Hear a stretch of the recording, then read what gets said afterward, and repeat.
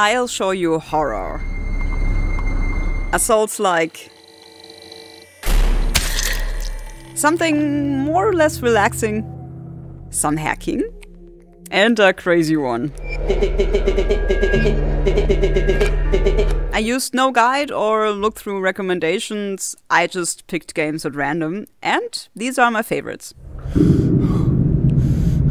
In this Lovecraftian story, you play as Arthur, who is plagued by nightmares, especially ones with a strange alien cube. But also his real life is weird. The lights were on all this time. You receive a letter from your uncle, who tells you that he is gone now, and he left you with all his possessions. So you go to his apartment and you come across something. The demo seems like that the alien cube is rather linear, the focus lying on the story and investigating what's going on here. And I really like the scary sound effects. Also, the controls felt great and smooth. I just hope the real game doesn't start like the demo. After having a nightmare, you wake up at home. What time is it? 8, you idiot. And you find all sorts of background story. You broke up with this Jennifer. You moved to a new place. You work from home. You suddenly get a letter from your missing uncle who presumably is gone forever. And you gotta call Pete back. Just don't tell me all of it at once. Take your time, please. Being tricked into doing something stupid, check. Blocking like crazy in the hopes of not getting hit. Check. And getting hit anyway. Check. Always standing on the wrong side of the door. Check. Not really knowing what's going on? Yep. Check. Being printed and collecting ink. Alright, that's new.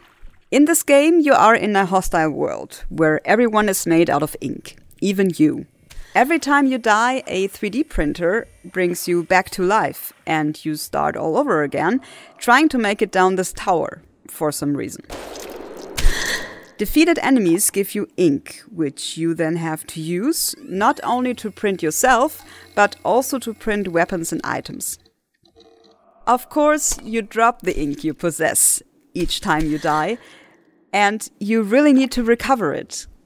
'Cause if you run out of ink, it's game over.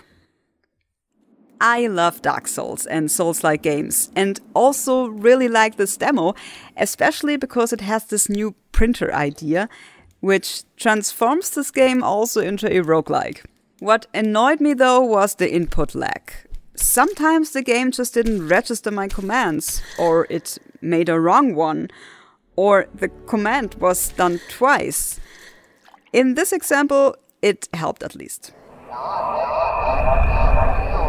Humans discover a signal, which transmits blueprints for an alien spacecraft, which we humans then build and use it to explore alien landscapes. You pilot this craft, called Exo One, and it's this ball, which can also transform itself into a glider, but only for a little while. And this is the challenge here. You think you can just sit back and relax, but no. You gotta keep this craft going by using gravity and momentum to reach these shiny blue beams on the horizon. You speed up going downhill and try to fly as long as you can. But sometimes there are no hills, or you drop down too early, which results in going the wrong way. Believe me, this is quite hard, although it's just pressing a few buttons. But the view is nice, and the relaxing sound also helps not getting too frustrated. Just please don't let Exo jump into the camera and block my view. I really didn't want to try this game, because while watching the trailer, I didn't know what I was looking at. But I'm glad I tried it. If you played Hacknet, this will sound familiar. You are a prominent hacktivist called Data. I tried to type in something different for a name, but the game didn't let me. who recently got doxxed, and now you want to know who did it. So you chat with other hackers, hack into servers, discover secrets, and type lots of commands.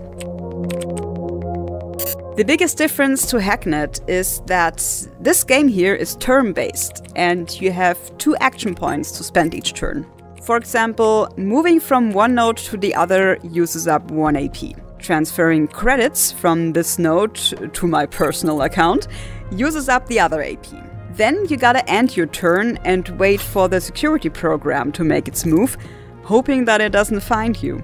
It might sound complicated, but the tutorial is great and it perfectly guides you through.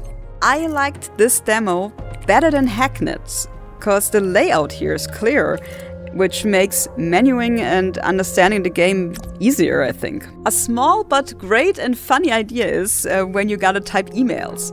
No matter what you type on your keyboard, the game types what it wants. It just waits for you to press anything, so it can then continue writing the text it's supposed to write. So you can finally be an authentic hacker, really working your keyboard.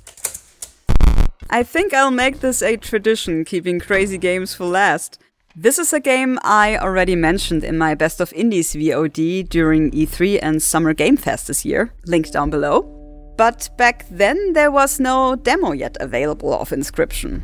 But finally now. Inscryption is a deck builder odyssey with escape room mechanics, aka puzzle solving, including elements of the psychological horror genre. You are trapped in a cabin, together with a creepy guy who wants to play games with you. In the demo, you mostly play cards with him. The rules sound simple, but become tricky very fast. One of the very first rules is that cards with drops of blood show how many of your other cards gotta be sacrificed in order to play this particular card. So, to play the River Snapper, you gotta sacrifice 2 cards on the table in order to lay it down.